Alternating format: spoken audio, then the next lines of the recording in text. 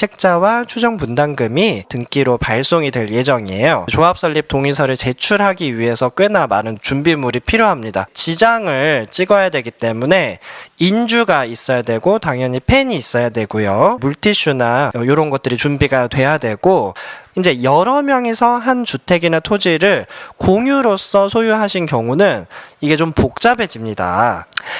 이런 공유자분들의 경우는 대표조합원을 선출을 하셔야 돼요.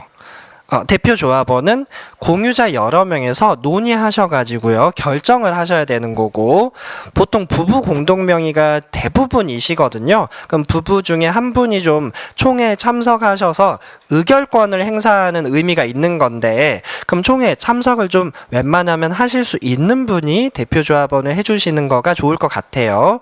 그래서 대표조합원과 대표가 아닌 공유자들로 이제 구성이 되고, 요거를 공유자 분들께서 회의를 하셔가지고 결정을 하셔야 된다. 요거는 저희가 결정을 해서 알려드릴 수 있는 부분이 아니기 때문에 오히려 이제 복잡한 거죠. 스스로 결정을 해 주셔야 된다. 그래서 결정을 해서 저희한테 공식적인 문서로서 지장을 찍어서 알려주셔야 된다라는 것을 설명을 드리고, 이분들은 한 가지를 더 제출을 해야 되고요. 기존의 4가지도 조금 더 복잡해지는데요.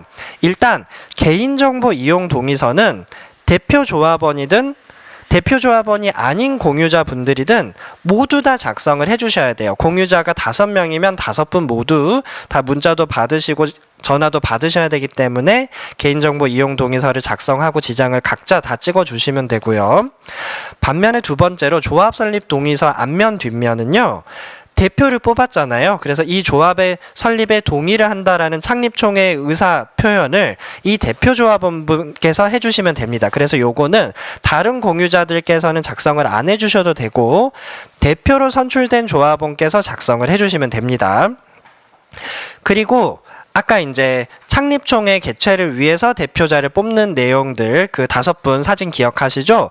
여기에 대한 선임 동의서도 총회에 나와서 의결권을 행사하신 대표조합원만 작성을 해주시면 됩니다. 그리고 이제 제일 복잡한 대표를 뽑는 선임 동의서를 작성을 해주셔야 되고, 그 다음에 이 모든 공유자들의 신분증을 좀 첨부를 해주셔야 돼요. 그래서 총 5개로 복잡한데요.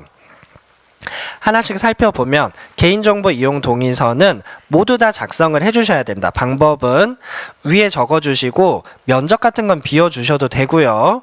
아래 동의 체크해주시고 성명 쓰고 지장 날인 해주시면 되고,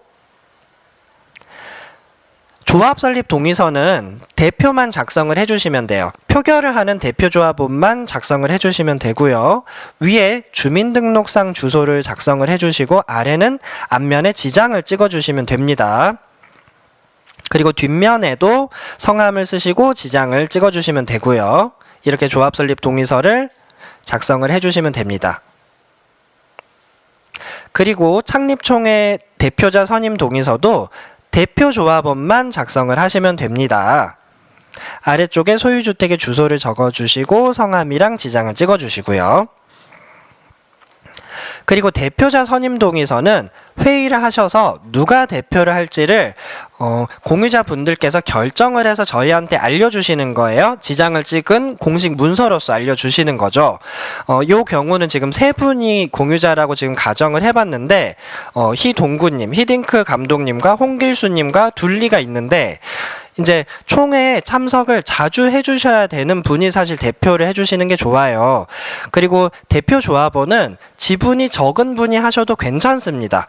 회의를 잘 참석하실 수 있는 분이 해주시는 거가 저희가 업무를 처리함에 있어서는 훨씬 수월할 것 같아요. 그런데 이 선택은 이제 공유자 분들께서, 소유자 분들께서 결정을 하시면 될 일이고, 아마도 히딩크 감독님은 한국에 오시는 일정이 별로 없겠죠. 해외에 많이 있으니까 좀 대표 조합원을 하면 총회 참석이 좀 힘드실 것 같고, 둘리도 좀 힘들 것 같고, 그래서 홍길수님이 대표 조합원으로 결정이 됐다라고 한번 가정을 해보면은 이렇게 위에 이렇게 소유권 적는欄은 비워두셔도 되고 면적란 비워두셔도 되고 누구를 대표조합원으로 뽑았는지 홍길수님이라면 홍길수님 이름을 위에 적어주시고요. 그 다음에 아래쪽에 지장 찍는欄에 대표자 옆에 홍길수님 이름 적으시고 주민번호, 전화번호 적으시고 홍길수님 지장 찍으시고요.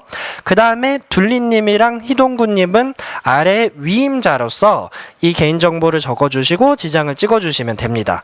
그러니까 세 분이 한꺼번에 한 집에 사신다면 모여서 같이 작성하시는 거가 제일 빠르고, 혹 다른 곳에 사신다면은 이런 분들은 사무국에서 우편을 각각 주소지로 모든 공유자들한테 다 보내드릴 거고요. 한 집에서 사시는 분들한테는 그냥 하나의 그 우편으로서 보내드릴 텐데, 일단은 한 집에 살면 참 요거 작성하기도 편하실 텐데, 다른 집에 사신다라고 하면 전화를 하시든 아니면 모여서 작성을 하시든 좀 작성을 같이 해주시는 방법을 고려를 해주셔야 되고, 그리고 신분증 사본은 세 분 모두 다 이렇게 사본을 첨부해서 보내주시면 되고요. 그럼 복습을 해보면요, 여러 명에서 소유한 공유자분들입니다. 이분들은 대표조합원을 선출해서 총회에 누가 참석할 것인지 결정을 해주셔야 되고요. 대표조합원은 지분이 작은 사람이 해도 상관은 없습니다. 공유자분들은 모두 다 개인정보 이용 동의서를 5명이면 5명, 10명이면 10명 각각 다 작성을 해주셔야 되고요.